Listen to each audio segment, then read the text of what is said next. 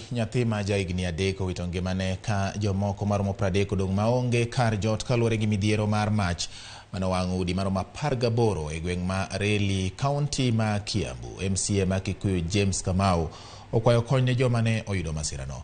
Bende okwayo tend kaunti ma Kiambu mondo omed geche mag nego mach mondo okel konyruok mapiyo e kinde ma masira ma kamano timore. Ka James kwayo jonyuol mondo mione ni nyithindo kodong' e udi kendgi mondo midhiero ma kama kik ka otimore to onge nyathi ma hinyore. Chakruok mar mach pok oyangore, kata kamano apisa mag arita pod timo nonro e wi wachno.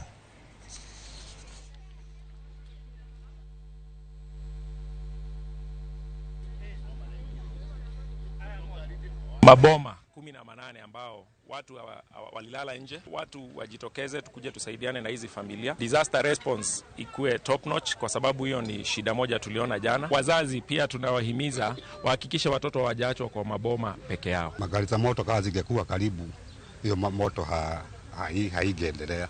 Ingekuwa imezima kama ingekuwa inatoka karibu. Lakini hapa ni Kikuyu kutoka Kiambu ni kilomita kadhaa. Hata kuko na wakati mwingine manyumba tena ilisomeka hapa. Bando hiyo gari ilikuja watu wakiwa wamemaliza kusima hiyo moto. Pia hatuna chakula, mtusaidie. Mimi sasa nataka kupeleka mtoto kliniki. Kitabu yake imechomeka.